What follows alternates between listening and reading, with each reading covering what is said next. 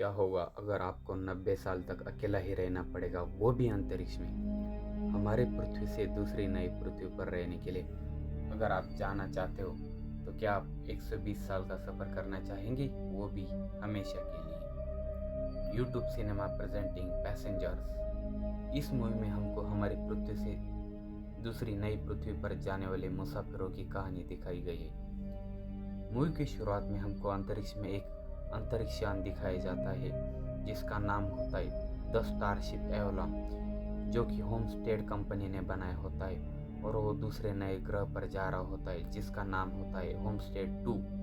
अब यहाँ पे हमको वो स्पेसशिप नज़दीक से दिखाते हैं। ये पूरा स्पेसशिप ऑटो पायलट मोड पे होता है और इस स्पेसशिप पर कुल 258 क्रू मेंबर्स और 5000 मुसाफिर होते हैं जो कि सब सोए होते हैं, मतलब कि उन्हें 120 साल के लिए सुलाया गया होता है और उनको स्लीपिंग पॉड में सुलाया गया होता है। स्लीपिंग पॉड एक ऐसा चैम्बर होता है जिसमें इंसान के शरीर की गतिविधियों को धीमा किया जाता है ताकि वो ज़्यादा साल तक जिंदा रह सके।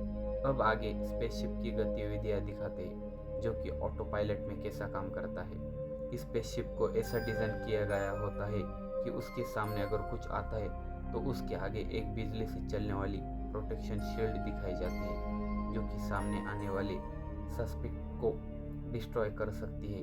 और उसके बाद एक बड़ा सा हादसा दिखाया जाता है। बड़े से एस्ट्रॉयड स्पेसशिप के सामने आ जाते हैं जिनमें से एक काफ़ी बड़ा दिखाया जाता है जिसको स्पेसशिप डिस्ट्रॉय तो कर देता है, लेकिन इसमें स्पेसशिप को काफ़ी नुकसान होता है और स्पेसशिप उस नुकसान की मरम्मत भी कर लेता है। लेकिन इसमें एक स्लीपिंग पॉड तकनीकी खराबी आ जाती है, वो रिपेयर नहीं हो रहा होता और इसकी वजह से उस स्लीपिंग पॉड के अंदर का मुसाफिर जाग जाता है जिसका नाम होता है जेम्स प्रिस्टॉन। वो एक मैकेनिकल इंजीनियर होता है। यहाँ पे हमको मुसाफिरों को जगाने के बाद की प्रोसेस दिखाई जाती है। अब यहाँ पे हमको स्पेसशिप पर जो मुसाफिर जाग गया होता है जिसका नाम जेम्स होता है उसके बारे में दिखाते हैं, जो उस जहाज़ पर घूम रहा होता है, लेकिन उसे कोई भी इंसान नहीं दिखता। एआई कंप्यूटर द्वारा उसे पता चलता है कि वो 120 साल के सफ़र के लिए निकला था, लेकिन उसे 30 साल बाद ही होश आया है और अभी तो 90 साल का सफ़र बाकी है। ये पता चलते ही वो घबरा जाता है। अब यही से हमें असली मूवी का सच पता चल जाता है। जेम्स पूरे जहाज़ में भागता है लेकिन उसे कोई भी नहीं दिखता। उसे एआई द्वारा निर्मित रोबोट्स ही दिखते हैं। उनसे बात करने के बाद जेम्स को पता चल जाता है कि उसके साथ क्या हुआ है। अब जेम्स पृथ्वी पर मैसेज भेजने के लिए कंप्यूटर पर मैसेज रिकॉर्ड करता है। वो मदद मांगता है, लेकिन मैसेज भेजते ही कंप्यूटर उसे बताता है कि आपका मैसेज पृथ्वी पर भेज दिया गया है, जो कि 19 साल में पृथ्वी पर पहुंच जाएगा और आपको 36 साल में वापस जवाब मिल जाएगा, यानी कुल 55 साल बाद मैसेज का जवाब आएगा। इससे जिम वापस निराश हो जाता है और अपने कमरे की ओर जाने लगता है। जाते जाते उसे एक बार दिखता है। उस बार में जिम्स को एक बार टेंडर भी दिखता है। इससे जिम्स खुश हो जाता है कि उसे कोई इंसान तो दिख गया। जिम भागकर ही उसके पास जाता है तो वो बार टेंडर बियर के बारे में जिम को पूछता है। जिम हाँ बोलता है। वो बार टेंडर जैसे ही बियर लाने के लिए जाता है तो जिम्स देखता है कि वो तो बस एक मेल रोबोट है। इससे जेम्स थोड़ा निराश होता है लेकिन थोड़ा खुश भी हो जाता है क्योंकि उसे इस स्पेसशिप पर पहली बार इंसान के रूप में बात करने वाला कोई मिला होता है, भले वो रोबो इंसान क्यों ना हो। अब हमको आगे दिखाया जाता है कि जेम्स कैसे वापस स्लीपिंग पॉड एक्टिवेट करने के लिए प्रयास करते हैं। वो भी एक प्रयास के दौरान स्लीपिंग पॉड में फंस जाता है। उसकी जान जाते जाते रह जाती है। उसके बाद वो कैप्टन के कैबिन के अंदर जाने के लिए भी प्रयास करता है लेकिन वो नाकामयाब रहता है। आगे हमको दिखाया जाता है कि स्पेसशिप में धीरे धीरे तकनीकी खराबियां बढ़ रही है। बाद जेम्स भी नोटिस करता है। वो घबरा जाता है। इसके बारे में वो रोबो बार टेंडर से भी बात करता है तो बोलता है कि आप इसके बारे में सोचने से अच्छा है कि आप जीने का मज़ा लीजिए। इस जहाज़ पर जो भी चीज़ें हैं उनका लुत्फ उठाइए। और जेम्स वैसे ही करता है। वो अपने लिए एक टॉप क्लास कमरा खोलता है। वो डांस करता है, वो गेम खेलता है, ड्रिंकिंग करता है, लेकिन इन सब से भी वो बोर हो जाता है क्योंकि अब उसे 1 साल बीत गया होता है इस जहाज़ पर अकेला रहते रहते। इस इसी दौरान वो स्पेस एडवेंचर का भी मज़ा लेता है और वो इसी स्पेस एडवेंचर में अपनी जान देने की सोचता है, लेकिन वो घबरा जाता है और वो वापस भागकर अंदर आता है। तो भागकर अंदर आ ही रहा होता है, वो फिसल जाता है। वो वापस उठता है तो उसके सामने के स्लीपिंग पॉड में एक लड़की दिखती है। वो नज़दीक जाकर देखता है तो उसे वो पसंद आती है और उसका नाम होता है अरोरा। वो एक राइटर होती है। अब जिम कंप्यूटर में अरोरा के बारे में और जानकारी देखता है तो उसे अरोरा से प्यार हो जाता है। अब हर बार अरोरा के ही बारे में वो सोचने लगता है। वो इसके बारे में रोबो बारटेंडर से भी बोलता है। अब जिम्स अरोरा का जगाने के बारे में सोचता है। वो खुद को काफ़ी रोकता है, लेकिन आखिरकार वो उसे जगा ही देता है। वो उसके स्लीपिंग पॉड में शॉर्ट सर्किट करता है और अब उसके उठने की एआई प्रोसेस शुरू हो जाती है और अरोरा जाग जाती है। बाद में हमें दिखाया जाता है कि अरोरा जहाज पर घूम रही होती है। उसे कोई भी इंसान नहीं दिखता। तभी उसके सामने जिम्स आ जाता है।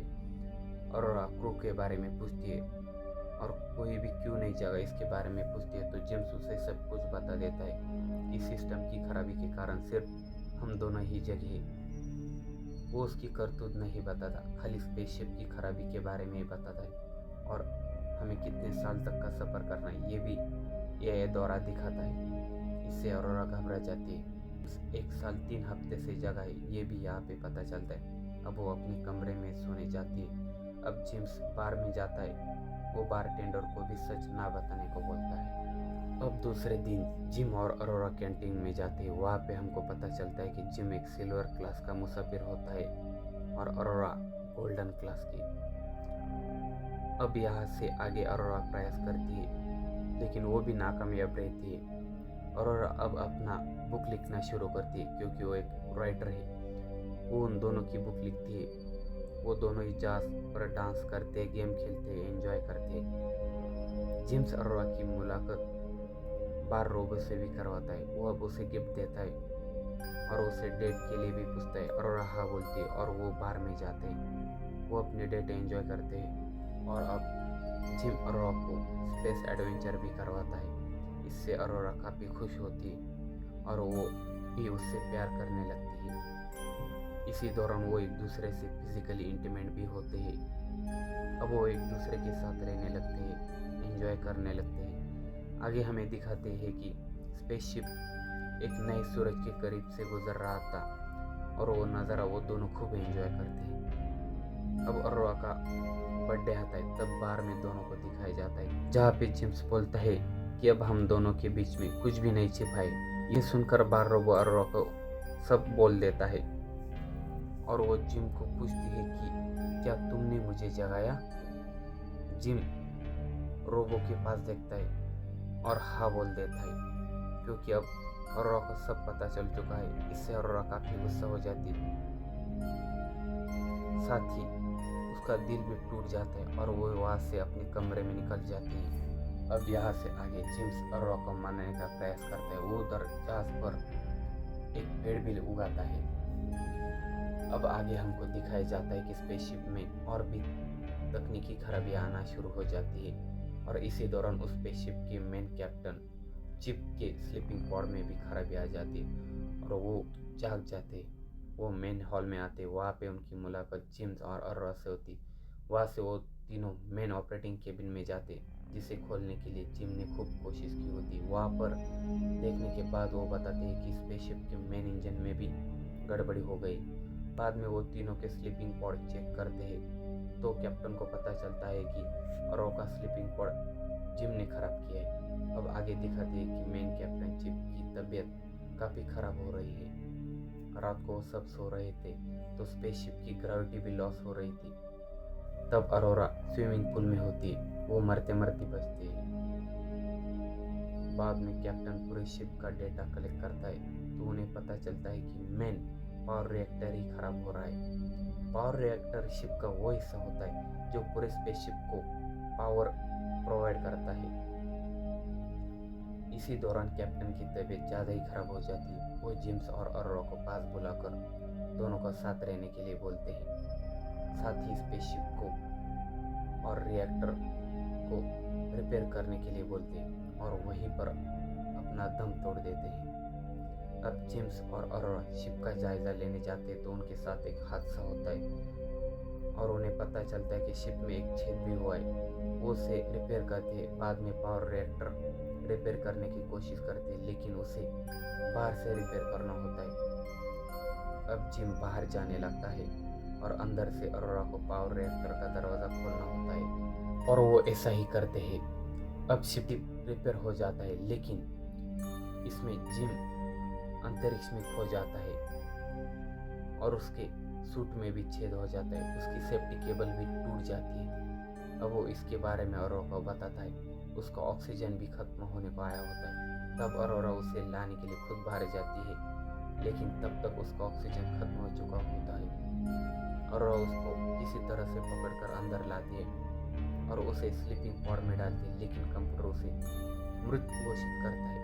लेकिन अरोरा उस पर हाई ट्रीटमेंट करने के निर्देश देती है और आखिरकार कुछ देर बाद जिम की सांसें वापस चलना चालू हो जाती है और वो एक दूसरे को किस करने लगते हैं।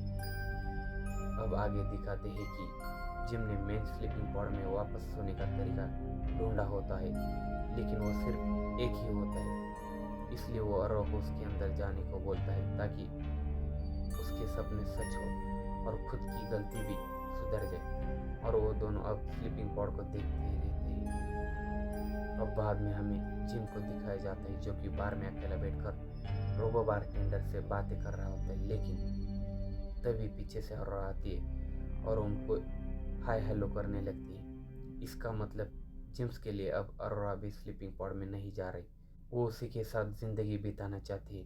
अब यहाँ पे जिम अरोरा को रिंग पहनाता है और वो दोनों फिर से एक दूसरे को बड़े प्यार से किस करने लग जाते हैं।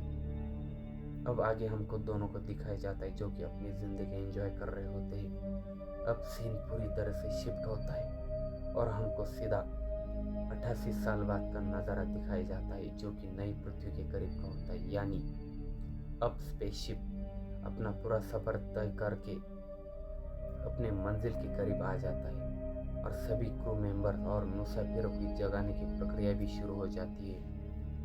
यानी अब वो 4 महीनों में नई पृथ्वी यानी होम स्टेट 2 पर होंगे। अब यहाँ पे जागने के बाद सबको बताया जाता है कि यहाँ पे क्या हुआ था और वो अरोरा की आवाज़ होती है जिसे जिम और अरोरा ने सेटअप करके रखा होता है ताकि जागने के बाद सभी को पता चले कि यहाँ पे क्या हो चुका है। अब यहाँ पे सभी लोग देखते ही रह जाते हैं और यहीं पे इस खूबसूरत अंतरिक्ष सफ़र वाली मूवी की समाप्ति हो जाती है। इस मूवी को IMDb पर 10 में से 7 स्टार मिले हैं। ये मूवी 2016 में आई थी। इसका बजट $150 मिलियन तक था और इसने 300 मिलियन से भी ज़्यादा की कमाई की थी। आशा करते हैं आपको ये मूवी बेहद पसंद आई होगी।